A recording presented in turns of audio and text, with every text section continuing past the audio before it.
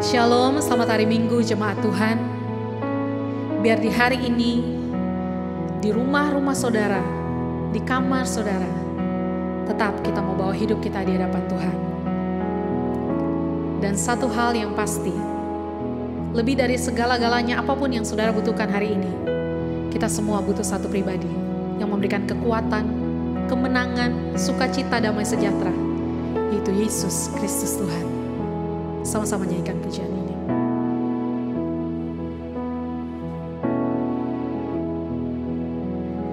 Ya Tuhan, tiap jam ku memerlukan-Mu. Engkaulah yang memberi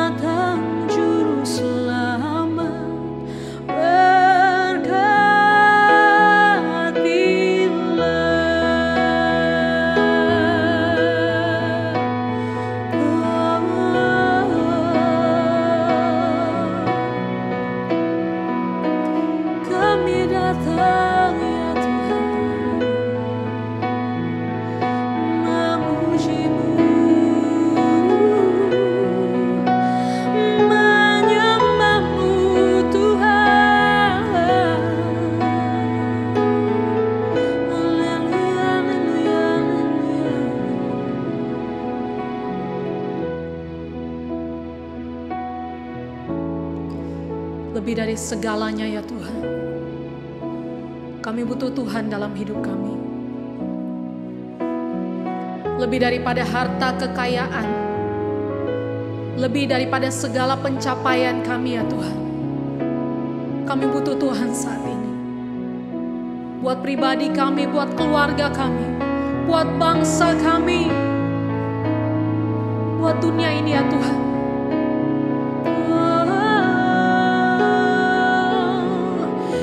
Yesus, kami perlu Kau Tuhan.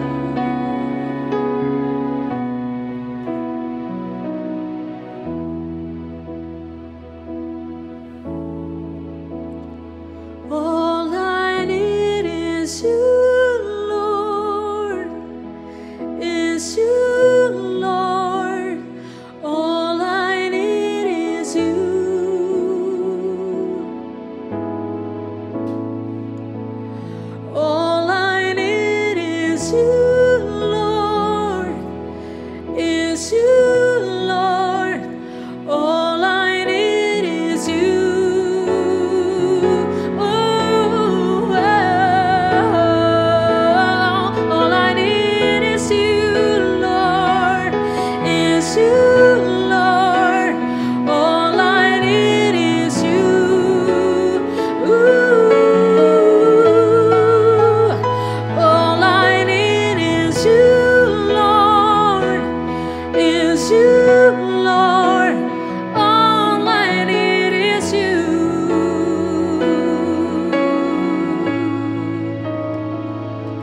Setiap jam ya Tuhan, di Kau ku perlukan, ku datang Juru Selamat, berkatilah setiap jam ya Tuhan, di Kau ku perlukan, ku datang Juru Selamat, berkatilah, ku datang Juru Selamat, berkatilah.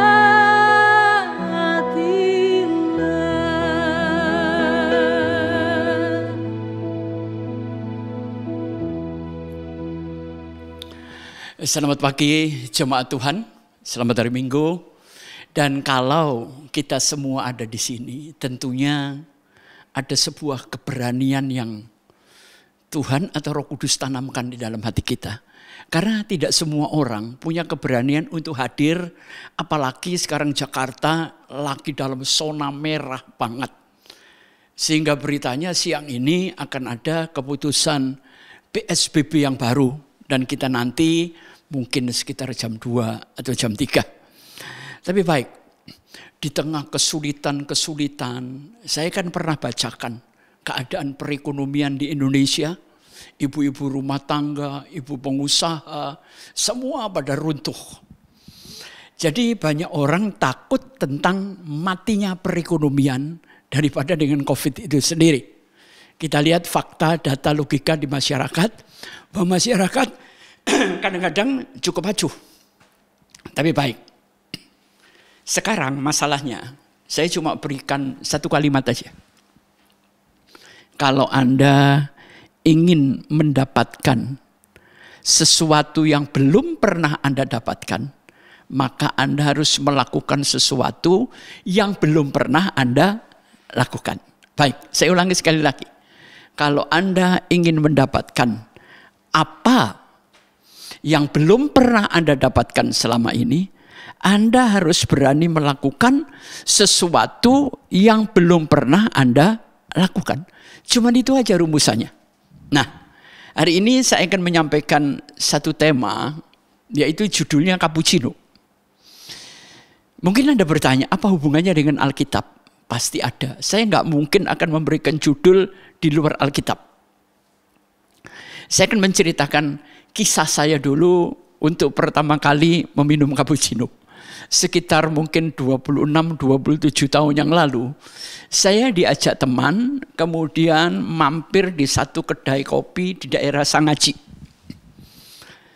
Saya nggak tahu, saya nggak pesan, teman saya yang memesankan 2 cangkir minuman. Dan waktu itu saya lihat agak aneh minumannya. Saya belum pernah tahu, teman saya juga nggak ngomong, terus saya aduk. Dan waktu saya minum, saya kaget. Rasanya enak banget. Terus saya baru nanya, namanya Pak Luki Mastana. Kok Luki, ini minuman apa? Dan dia katakan cappuccino. Itulah pertama kalinya saya merasakan cappuccino. Jadi cappuccino ini bukan kopi pure asli untuk pengopi. Karena pengopi berat itu biasanya dia minum kopi tanpa gula. Nah bagi saya nggak bisa. Sedangkan cappuccino ini adalah racikan dari beberapa hal. Ada kopi, ada coklat, ada gula, ada foamnya. Bahkan akhir-akhir ini saya pernah minum cappuccino di salah satu kafe di Tunjungan Plaza di Surabaya. Saya kaget karena waktu dia suguhkan, di foam itu ada wajah saya. Kan saya iseng nanya, Mas, Anda dapat potret saya dari mana? Terus dia ngomong, Pak, waktu Bapak tadi pesen, itu Bapak sudah terpotret. Nah, dari hasil potret itulah kita coba wajah Bapak. Oh gitu caranya, ya. Jadi ini di samping minuman enak, racikan, ada artnya, ada seninya. Dan tentu saja kehidupan ini akan jadi enak kalau Anda mampu meracik. Karena hidup kita aslinya juga racikan. Racikan oleh tangan Tuhan, terdiri dari daging, roh, jiwa, dan pikiran. Dan kemudian kita yang menjalankan kehidupan. Hidup memang diberikan oleh Tuhan, tapi kehidupan ini kita yang menjalankan. Nah, bagaimana di tengah kesulitan perekonomian, keadaan sekarang, kita mampu untuk meracik kehidupan. Saya sempat membaca pada tanggal 1 September 1983, pesawat Korea KAL 007, dia terbang dari New York menuju Seoul, Korea Selatan. Nah, pesawat ini harus melintasi satu garis perbatasan yang terletak di dekat Alaska. Nggak tahu kemana, yang salah alatnya pesawat bisa error kan, tapi bisa juga pilotnya. Pesawat ini akhirnya ditembak oleh rudal Rusia dan yang mati 256 tanpa sisa yang hidup. Jadi akhirnya ribut kan. Jadi saya berpikir kemungkinan posisi pesawat tanpa sadar sudah belok. Dia cuma melintasi 2 derajat aja, ditembak rudal sama Rusia. Nah dari kisah ini saya berpikir maknanya apa? Maknanya cuma satu, sederhana. Posisi pesawat itu sebenarnya di mana? Jadi sekarang saya bertanya kepada pendengar YouTube ini, kepada semuanya. Posisimu hari ini di mana, bro? Karena posisi itu adalah porsimu. Posisi adalah rezekimu. Pertama, posisi kita di hadapan Tuhan. Kita sudah anak Tuhan atau belum? Kedua, kalau kita bicara tentang karier, posisimu hari ini apa? Karena posisimu yang tepat itu adalah rezekimu. Itu adalah porsi finansial dan keuangan Anda. Karena itu kita sekarang harus menentukan posisi kita. Tuhan tidak pernah bergeser. Kitalah yang bergeser dari hadapan Tuhan. Saya berpikir begini, orang seringkali penuhi kami dengan Roh Kudus. Roh Kudus itu siap memenuhi Anda. Cuma posisimu bergeser. Saya kasih tahu satu cerita lagi. Saya pernah norak banget lah. Waktu pertama kali Tunjungan Plaza dibuka beberapa puluh tahun yang lalu. Itu saya cari pintunya bingung. Kok semuanya kaca? Saat itu saya mau keluar, tapi nggak bisa. Mau nanya juga malu, nggak nanya gua perlu keluar. Akhirnya saya mondar-mandir. Nah, waktu saya mondar-mandir kesekian kalinya, tahu-tahu pintu kaca yang gede itu kebuka. Lantas saya amati, oh ternyata di tengah-tengah di atasnya ada sensor. Jadi kalau kita itu selaras dengan sensornya kehendak Tuhan, pintu rezeki itu ngebuka, bro. Kenapa pintu rezeki kita nggak ngebuka? Karena sensor Tuhan itu tepat di tengah, Anda yang bergeser. Roh Kudus tidak pernah masuk keluar, Andalah yang bergeser. Roh Kudus mau masuk dari kanan, Anda lari ke kiri, begitu sebaliknya.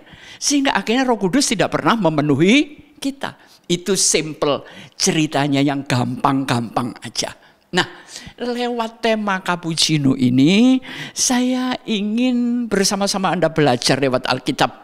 Bagaimana sih meracik kehidupan, sampai kehidupan ini enak untuk kita minum bersama keluarga. Ya, baik. Sekarang mari, saya akan bacakan Kisah Rasul. Pasal yang pertama, ayat 6 sampai 12. Yang bunyinya begini. Maka bertanyalah mereka yang berkumpul di situ, Tuhan, masih maukah engkau memulihkan kerajaan bagi Israel? Jawab Tuhan, engkau tidak perlu mengetahui masa dan waktu yang ditetapkan Bapa sendiri menurut kuasanya. Tetapi kamu akan menerima kuasa kalau Roh Kudus turun ke atas kamu, dan kamu akan menjadi saksiku di Yerusalem dan di seluruh Yudea dan Samaria dan sampai ke ujung bumi. Sesudah ia mengatakan demikian, terangkatlah ia disaksikan oleh mereka, dan awan menutupinya dari pandangan mereka. Ketika mereka sedang menatap ke langit, waktu tiba-tiba berdirilah 2 orang berpakaian putih dekat mereka dan berkata kepada mereka, "Hai orang-orang Galilea, mengapakah kamu berdiri melihat ke langit? Yesus ini yang terangkat ke surga meninggalkan kamu akan datang kembali dengan cara yang sama seperti kamu melihat dia naik ke surga." Maka kembalilah rasul-rasul itu ke Yerusalem dari bukit yang disebut Zaitun, yang hanya seperjalanan jauhnya dari Yerusalem. Setelah mereka tiba di kota, naiklah mereka ke ruang atas tempat mereka menumpang. Mereka itu ialah Petrus dan Yohanes, Yakobus dan Andreas, Filipus dan Thomas, Bartolomeus dan Matius, Yakobus bin Alfius dan Simon bin Selot, dan Yudas bin Yakobus. Mereka semua bertekun dengan sehati dalam doa bersama dengan beberapa perempuan serta Maria ibu Yesus dan saudara-saudara Yesus. Amin. Apapun saya berbicara, pasti relnya itu Alkitab. Jadi kisah Rasul adalah kisah orang-orang, murid-murid yang hidupnya sudah diracik oleh Tuhan. Pola pikirnya dirubah, mentalnya berubah, hatinya sudah berubah. Bahkan perilaku dan perjalanan hidup mereka berubah. Anda tahu siapa Petrus? Sekarang berubah kan? Karena racikan tangan Tuhan. Resepnya itu kasih. Anda tahu Yudas itu diracik Tuhan, tapi nggak jadi-jadi. Karena dia berusaha meracik pola pikirnya sendiri, kepentingan sendiri. Dan akhirnya Yudas bunuh diri. Mereka adalah orang-orang kasar, tapi akhirnya mereka mengubah dunia. Baik, saya akan mulai. Maka bertanyalah mereka yang berkumpul di situ, "Tuhan, maukah Engkau pada masa ini memulihkan kerajaan bagi Israel?" Perhatikan. Waktu Tuhan Yesus disalib, murid-murid kecewa nggak? Kecewa. Petrus kembali menangkap ikan. Ya, Yudas bunuh diri. Bahkan murid-murid yang lain mengatakan, "Petrus, aku ikut kamu." Mereka meninggalkan Yesus. Ya, di sini adalah gambaran keputusasaan dan gambaran kekecewaan. Tapi perhatikan, mereka berkumpul di satu tempat. Pertanyaan saya, ngumpulin orang kecewa itu gampang atau sulit? Bagi Anda yang suami istri, ya, kalau suami atau istri kecewa, butuh berapa lama? Apalagi istri ini seringkali kuat tahan kalau nggak ngomong. Ya, kecuali tanggal 31 karena mau gajian kira-kira. Ya. Nah, ngumpulin orang kecewa itu nggak mudah. Gimana Yesus meraciknya? Ini sebuah pertanyaan. Gimana Yesus meracik? Oke, ceritanya mereka sudah kumpul. Waktu mereka kumpul, dengarkan pertanyaannya. "Tuhan, maukah Engkau pada masa ini memulihkan kerajaan bagi Israel?" Sama seperti pertanyaan kita di Jakarta kan saat ini. "Tuhan, kapan sih corona selesai?" "Tuhan, keadaan ekonomi kok morat-marit begini? Keadaan semuanya pada nggak bener. Kapan Tuhan mau pulihkan?" Sama nggak pertanyaannya? Sama kan? Karena saat itu Israel juga mengalami penjajahan Roma. Tapi jawab Tuhan apa?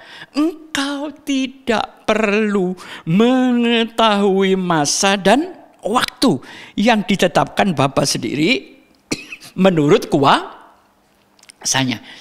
Jadi kalau Anda bertanya, "Why me Lord?" Kenapa sih ini semua terjadi? Semua COVID, semua malapetaka, menghantam perekonomian. Banyak negara krisis dan Indonesia juga bisa krisis juga. Tapi Tuhan tidak menjawab itu. Urusan corona ini selesai kapan? Itu bukan urusanmu. Urus aja yang urusan. Artinya apa? Kamu sekarang nggak kena COVID kan? Masih hidup kan? Jangan sia-siakan waktu. Gunakan waktu untuk sebaik-baiknya berkumpul dengan keluarga. Gini ya, jangan melihat COVID itu selalu pada sisi negatif. Enggak, banyak positifnya kok. Positifnya apa Pak? Kita dulu nggak punya waktu untuk keluarga, sekarang bisa ngomong cucu lebih lama, ya kan? Waktu bercengkrama dengan keluarga juga lebih lama.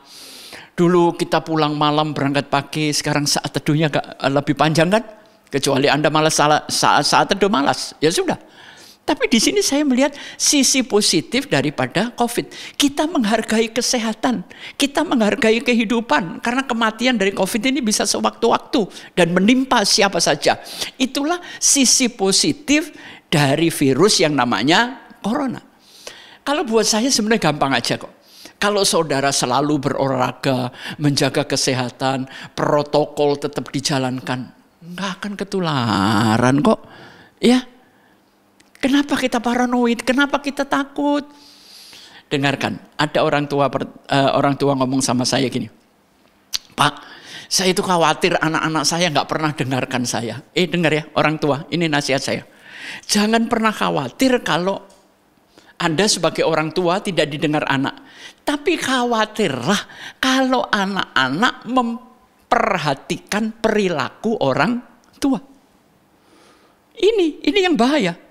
Anak-anak nggak ngomong, kelihatannya mereka tidak menjawab, kelihatannya mereka tidak mendengar. Tapi saya ingin katakan, anak-anak itu memperhatikan perilaku orang tua. Jadi hati-hati, ya. Jadi Anda nggak usah mikir bagaimana pemulihan, kapan Indonesia, dunia ini bebas dari corona, apakah sampai selamanya? Itu bukan urusanmu. Urusanmu apa? Kalau engkau menerima kuasa dari Roh Kudus. Ya. Kuasa artinya kekuatan yang Tuhan berikan di dalam diri Anda. Saudara bikin neraca lah kekuatanmu ini apa aja. Gunakan kekuatan ini untuk masa depan. Jangan berpikir tentang khawatir, ya. Dan di sini Tuhan mengatakan kamu akan menjadi saksiku. Saudara, kalau takut mati sebenarnya saya dong. Saya itu mondar-mandir, naik pesawat, ngalor ngidul di depan orang banyak. Sebenarnya kan istilahnya kans untuk mati banyak kan saya kan. Saya nggak mati-mati kok.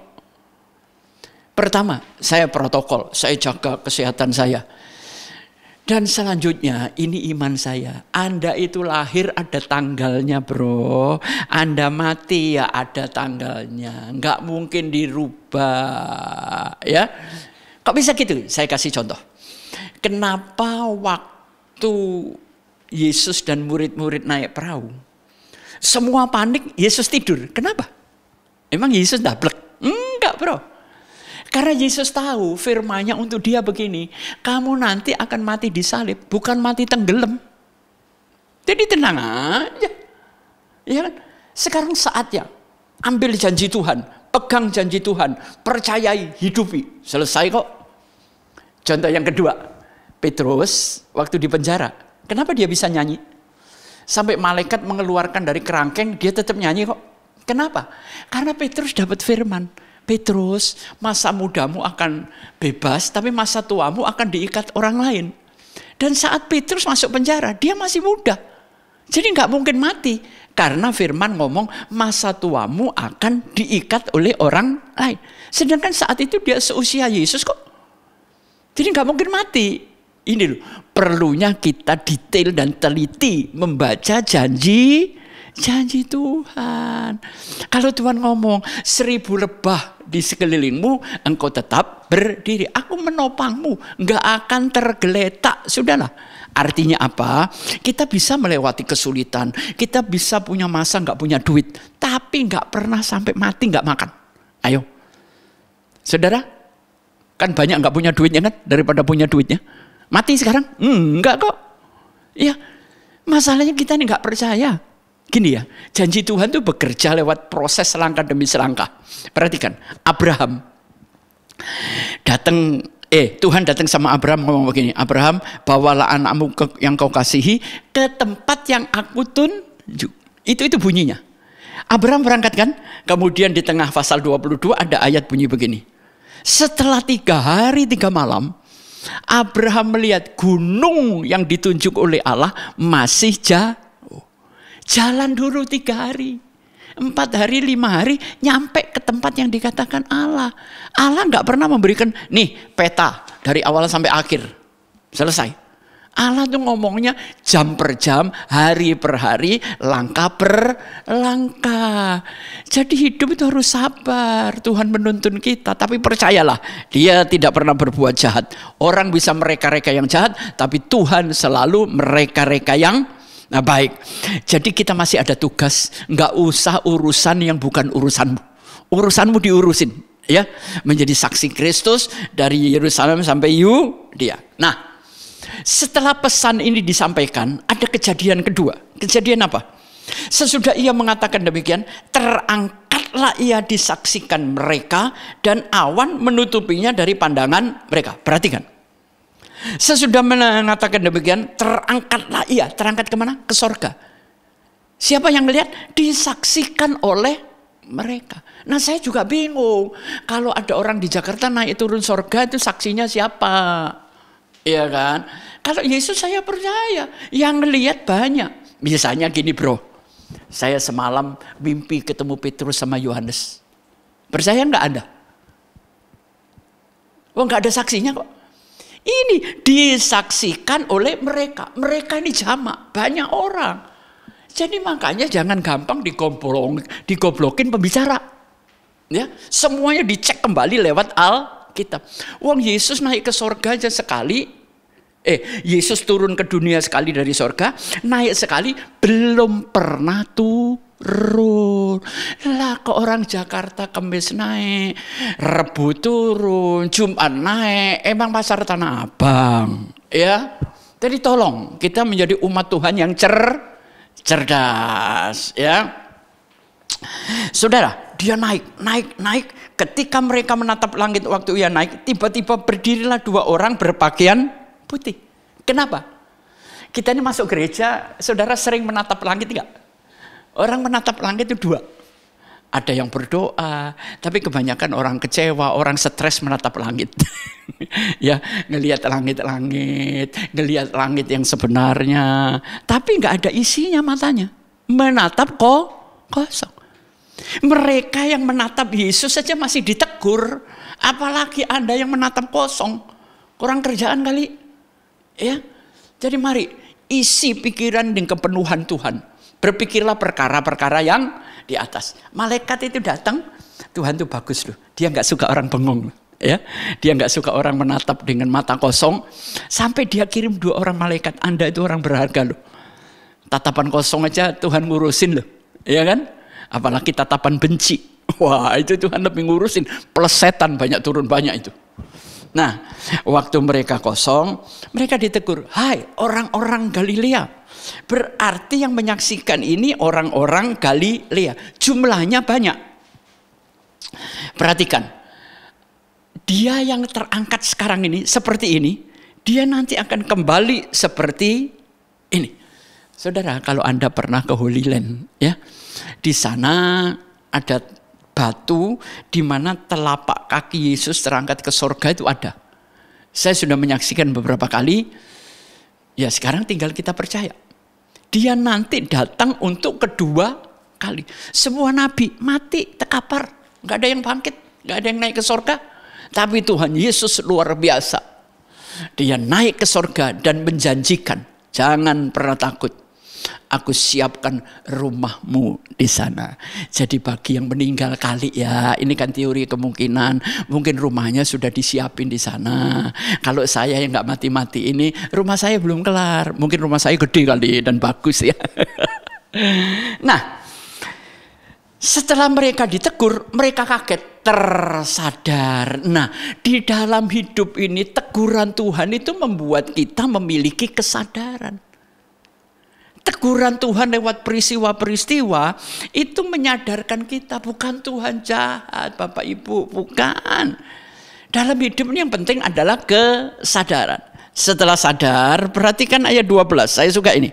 Maka kembalilah rasul-rasul ke Yerusalem. Saudara habis kebaktian kemana? Pulang kan? Saudara boleh sukacita, menangis, memiliki pengalaman spiritual di sini. Tapi ya kita harus pulang. Pengalaman spiritual diperhadapkan kepada kenyataan. Mungkin pada saat Anda pulang, debt collector sudah ada di situ. Mungkin kalau Anda pulang, ya uang sekolah tetap harus bayar, listrik diputus, ya. Jadi doa dan kenyataan itu ada processingnya. Jangan suka ke gereja itu ngungsi, jangan pelayanan buat pelarian, ya. Jangan ibadah buat apa ya, buat pengungsian. Enggak.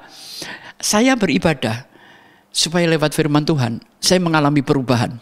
Lewat perubahan yang saya dapat, saya akan mengubah persoalan saya. Bukan karena saudara ke gereja, persoalan Anda berubah. Enggak, Tuhan pakai Anda untuk mengubah persoalan Anda. Nah, kerjaan mereka di situ apa? Setelah mereka tiba di kota, naiklah mereka menumpang. Saudara, saya tadi membaca nama-nama di sini ya. Saya hitung jumlahnya ada 15 orang. Kenapa ayat Alkitab ini menuliskan ini? Memang penting sih nama-nama itu. Saudara, saya akhirnya tahu 15 orang ini sudah diracik oleh Tuhan Yesus. Jadi cappuccino, manusia yang luar biasa. Anda tahu kesimpulan saya apa? 15 orang inilah yang mengubah dunia. Bukan 15 juta loh. 15 orang mengubah dunia. Dunia ini berapa miliar isinya. Tapi kalau di dalam dirimu ada kuasa. Gini, saya pernah dengar ya. Kalau tentara Israel mati satu, yang harus mati dari pihak lawan 100. Itu tentara Israel. Jadi satu orang Israel harganya 100 orang lain yang bunuh dia. Jadi 15 orang ini mengubah. 15 keliling Yerusalem, Yudea. Akhirnya saya dan Anda terima Yesus kan? Karena mereka mau berubah, mereka mau diracik.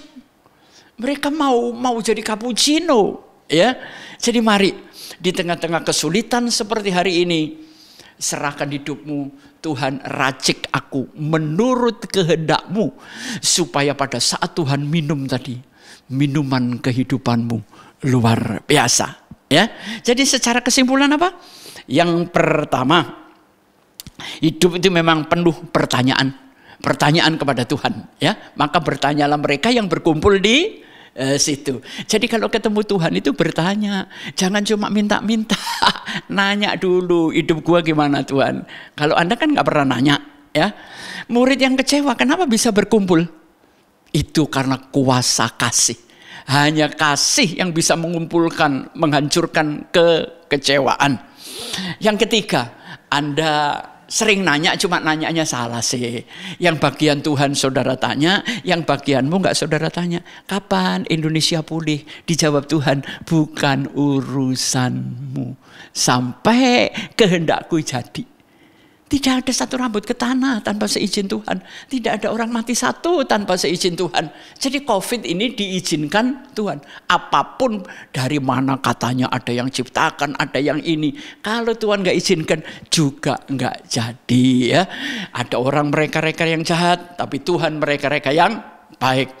Dan kemudian mereka menyaksikan kuasa Tuhan. Murid-murid menyaksikan Yesus terangkat, tapi saya berharap kita menyaksikan kedatangan Tuhan. Kira-kira dahsyat mana ya? Yesus terangkat atau Yesus kembali? Kira-kira. Mereka beruntung bisa menyaksikan Yesus secara fisik terangkat. Tapi mereka tidak akan pernah menyaksikan Yesus kembali ke dunia. Nah, itu mungkin bagian kita. Ya. Nah, jadi di tengah-tengah situasi yang dipertanyakan seperti ini, jangan bengong. Orang yang tatapan matanya kosong, Tuhan perhatikan, Tuhan turunkan malaikat dari langit. Apa yang kamu lihat ke langit? Apa yang kamu lihat dengan tatapan kosong? Seringkali kita menatap langit-langit, kalau langit-langit gak bisa memberikan jawaban, kita keluar menatap langit. Perhatikan, langit warnanya apa? Biru ya. Ada badai, ada hujan.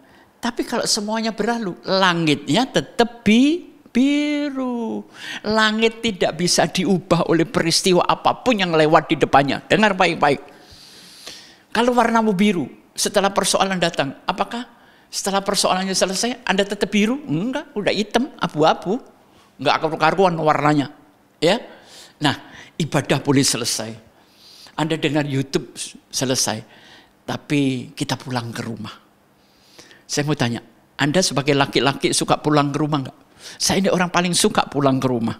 Saya cuma mau ngomong aja sama bapak-bapak, suami-suami, para pria. Kalau Anda tidak suka pulang ke rumah, berarti Anda tidak suka pulang ke sorga. Setuju? Ya, ini candaan saya aja. Jadilah bapak-bapak yang suka pulang ke rumah. Karena Anda itu orang spesial. Dibutuhkan anak-anakmu, dibutuhkan istrimu, dibutuhkan oleh rumah tanggamu. Ya, pulanglah. Ya, ada anak menjerit karena papanya nggak pernah pulang. Ada istri menangis karena suaminya juga nggak pernah pulang. Mungkin pulang juga. Sebelum saya akhiri gini. Yang dengar YouTube ada yang pengusaha burung walet, sarang burung. Kalau mungkin ada, perhatikan. Saya diajak teman saya di Bojonegoro melihat rumah walet mereka. Begitu masuk baunya amonia keras. Terus saya perhatikan, waduh ada banyak sekali itu sarang burungnya. Yang saya perhatikan, semua rumah burungnya warnanya sama loh. Abu-abu menuju hitam, nggak ada nomornya, nggak ada RT RW-nya, ya, nggak ada perbedaan warna. Tapi walet itu yang jumlahnya ribuan masuk, nggak pernah salah rumah. Walaupun nggak pakai nomor, catnya semuanya sama. Nah, kenapa bapak-bapak ini pulang rumah kok bisa keliru? Catnya jelas, jalannya jelas, nomornya jelas, ya. Rumah Tanjung Duren kok pulang Tanjung Priok? Ini salah di mana? Ya. Jadi kalau gitu, kita ini buta warna kali ya. Buta warna, buta huruf, salah rumah. Ayo bapak-bapak. Ya, laki-laki itu pernah nakal, pernah semuanya. Tapi buat Tuhan Yesus bertobat. Ya, jadi kalau rumah Tanjung Priok, jangan pulang Tanjung Duren. Rumah di Tanjung Duren, jangan nyasar ke Tanjung Priok. Masa kalah sama burung walet? Burung walet yang dijual apa? Orang Jawa ngomong, iler mas, iler, air liur. Berapa per kilo? Bisa 15 juta, 18 juta. Liur Anda harganya berapa? Isinya virus kan? Isinya baksil mematikan kan? Nah, jangan jadi air liurnya komodo. Kalau air liurnya komodo penuh dengan racun. Jadi air liur sarang burung walet, harganya mahal. Sama-sama air liur tapi beda harga, ya. Kita sama-sama manusia tapi kita beda harga. Tapi anak-anak Tuhan sudah punya satu harga, harga darah Yesus. Itu tertinggi. Nah, oke. Secara spiritual Alkitabiah sudah selesai. Sekarang saya Anda boleh lihat ya ke multimedia. Karena memang kebiasaan saya khotbah, gaya saya adalah membuat firman ini lewat satu jembatan menjadi sekuler. Sehingga mudah sekali untuk dicerna. Sekarang perhatikan. Yang pertama, gambar pertama ya. Di sini ada segitiga. Manusia itu punya hati. Hati ini adalah cara memperlakukan hidup. Manusia punya kepala. Kepala adalah kemampuan untuk menjalani hidup. Sedangkan tangan, hand. Jadi ada heart, ada hand, ada head. Ya, ada hati, ada kepala, ada tangan. Tangan ini untuk memperlakukan orang lain, memperlakukan pekerjaan. Tangan kiri ini tangan kerja, tangan kanan ini adalah tangan kasih. Semua berpusat kepada Tuhan, maka saudara akan lead to bless a leader. Kalau Anda nggak bisa memimpin dirimu, Anda tidak mungkin bisa memimpin orang lain. Dan seorang pemimpin harus diracik oleh Tuhan jadi cappuccino dulu. Nah, model pemimpin gimana? Perhatikan gambar kedua. Di tengah garis ini ada 8 penjuru angin ya. Garis yang di tengah adalah peta. Saya mau tanya sama ibu-ibu, sama cewek-cewek yang dengar ya. Anda suka mana? Punya suami petani atau pemburu? Kebanyakan laki itu pemburu. Kalau belum dapat diburu kemana-mana. Kalau sudah ditembak, dor, mati. Dia berburu lagi. Ah, ini laki, ini begini, ya kan? Kalau belum dapat diuber, kalau sudah dapat dimakan, mati, dia berburu yang lain. Ah, ini pria pemburu. Tapi kalau pria petani, berangkat kerja, disangoni bekal oleh istrinya. Terus dia kerja, siang makan, istrinya nengok masih ada di sawah. Pulang, terus malam. Dan biasanya petani menghasilkan padi, jagung, ya kan? Ini petani ini adalah pria yang setia. Berangkat kerja, pulang kerja, ya bikin anak, malamnya selesai. Ini petani. Tapi lain dengan pemburu, anak-anaknya kadang-kadang kagak jelas ada di mana, ya. Jadi itu tipe petani. Yang sebelah kanan ini adalah tipe positif, yang sebelah kiri adalah tipe negatif. Ada pemimpin yang sikapnya itu menjajah. Tapi ada pemimpin yang lebih kurang ajar lagi, itu tipe penyamun. Ya, penyamun itu menghancurkan masa lalu Anda dan membuat gelap masa depan Anda. Dan ada tipe yang agak ruwet, yang kita kurang seneng, tipe pemimpin pengawas. Nggak pernah kasih nasihat, ngawasin, negur, cuman gitu-gitu aja. Ya, tapi solusinya nggak ada. Tapi saya suka dengan yang namanya pemimpin adalah pelayan, melayani. Yang lebih atas lagi adalah pemimpin penggembala. Jadi seperti domba yang digembalakan. Tapi yang paling hebat, pemimpin yang warna kuning. Pemimpin sebagai orang tua, arahannya jelas, kasihnya kepada anak-anaknya, tidak memandang karyawan sebagai objek, ya. Itu yang kedua. Sekarang yang ketiga, manusia itu punya beberapa hal, ya.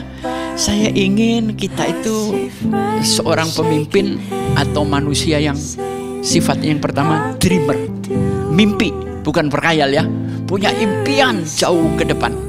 Saya ingin katakan, ya, hidup itu misi loh, bukan karier. Kalau Anda melakukan misi, karier Anda hebat.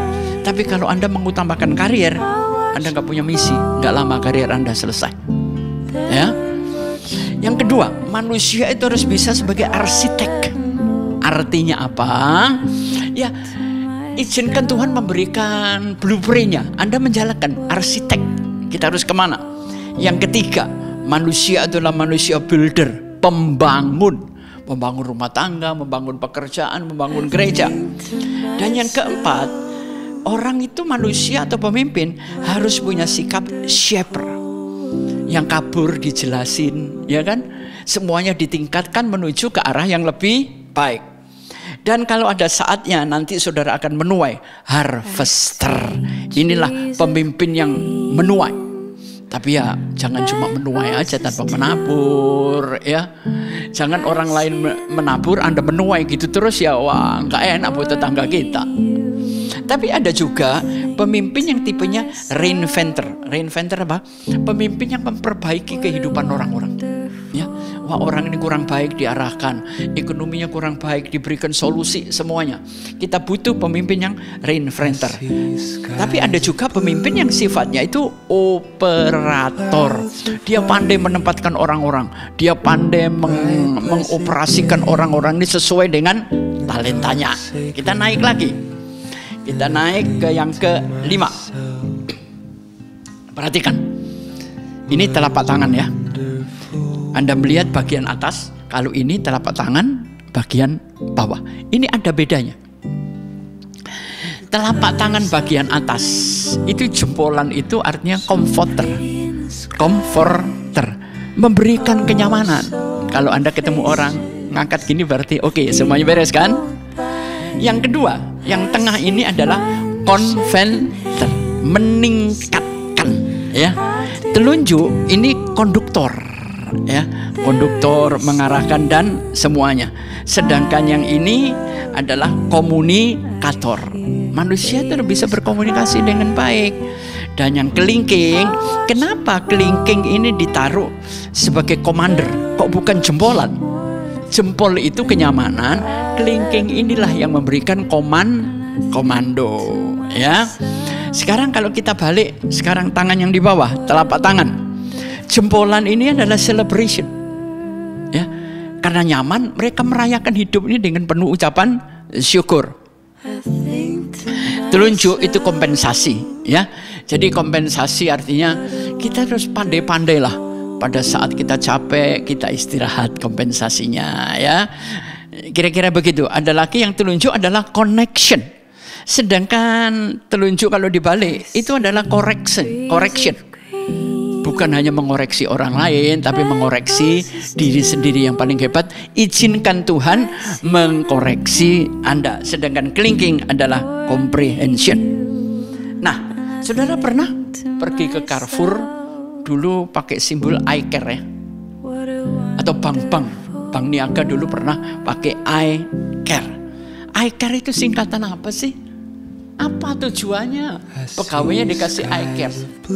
I care itu adalah singkatan, tapi I care itu adalah artinya aku melindungi kamu, aku mengayomi kamu, kira-kira begitu. Ya, pedulilah. I-nya adalah intention, perhatian, memperhatikan. Jangan cuma memperhatikan orang hebat, orang kaya, orang nggak punya pun harus diperhatikan. Ya, karena seringkali sorry ngomong, kalau orang kaya baru gejala flu, pendetanya sih udah datang, padahal belum telepon loh. Tapi kalau yang ini kena corona, nggak ada yang tahu. Kalau Mbok Inem dari kampung Tegal itu, nggak ada yang tahu. Ya, jadi tolong kalau kita sebagai pemimpin jangan membedakan ras, jangan membedakan kaya miskin. Semua anak-anak Tuhan, oke? Kalau kita mau melayani, kita harus punya jiwa I care. C-nya adalah komunikasi. Pemimpin harus bisa mengkomunikasikan impiannya, di samping dia bisa berkomunikasi dengan bawahannya. A-nya adalah assistance, R-nya adalah rebuilding, dan E-nya adalah edukasi, memberikan pelajaran-pelajaran, membangun kembali, ya. Nah, sekarang kita sampai ke multimedia yang ke-8. Perhatikan, situ muncul kan gambar panas dingin. Tuhan ngomong apa? Kalau kamu tidak panas, tidak dingin, dimuntahkan. Anda kalau minum kopi anget enak nggak? Nggak enak. Kopi, teman saya kalau minta kopi yang panas melepuh, super panas. Cappuccino pun juga begitu. Hidup nggak boleh panas dingin. Nanti di tengah-tengah warnanya abu, ya. Sedangkan yang ke-9, Anda perhatikan gambarnya apa? Meracik. Seorang ayah itu harus kayak barista. Seorang ibu harus kayak barista, meracik kehidupan anak-anaknya. Sedangkan gambar yang nomor 10 apa? Personal dan komunal.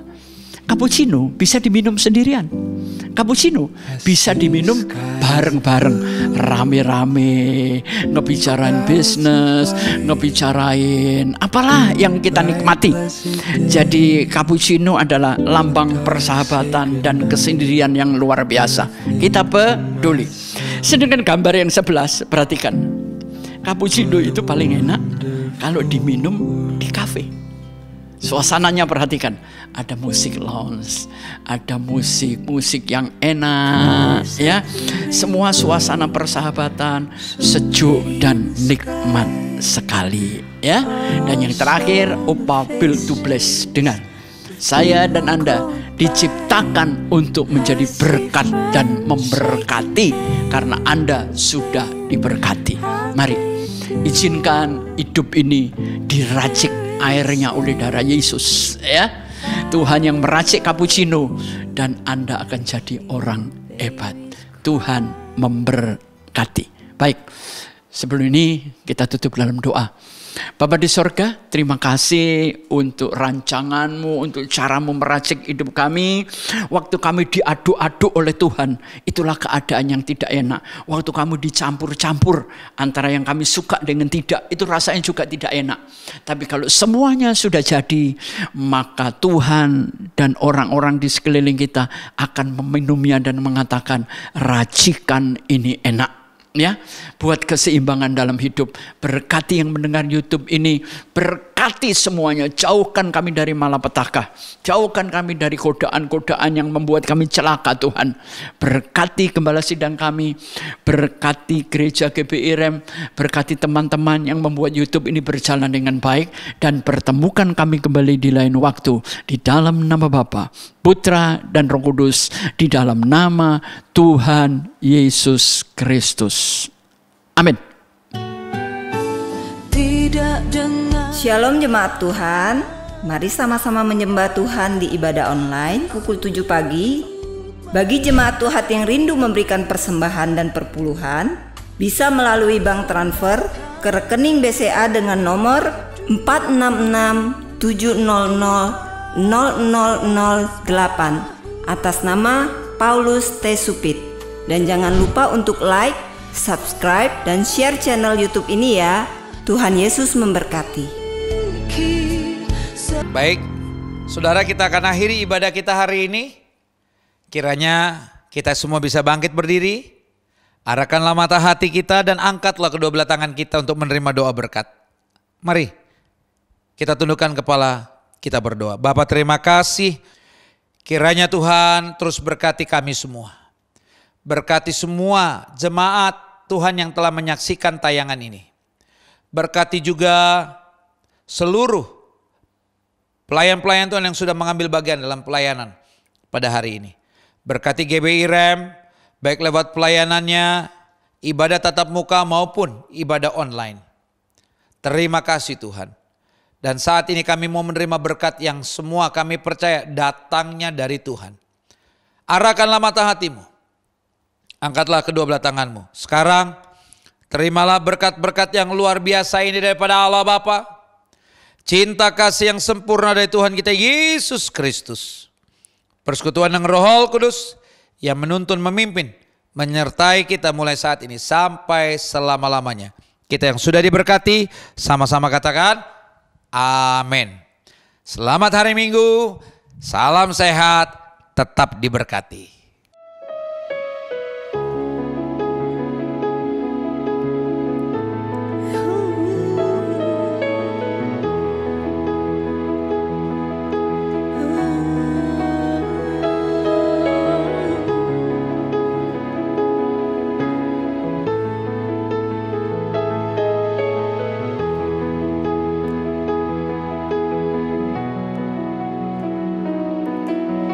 Christ is my reward and all of my devotion.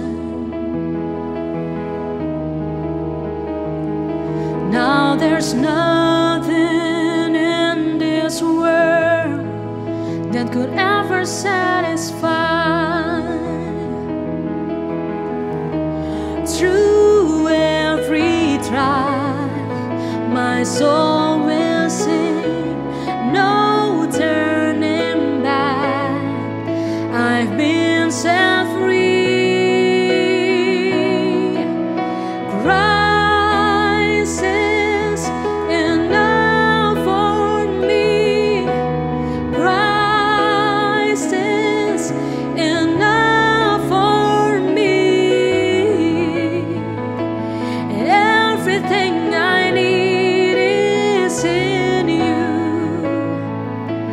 Everything I need. Christ, my all in all. The joy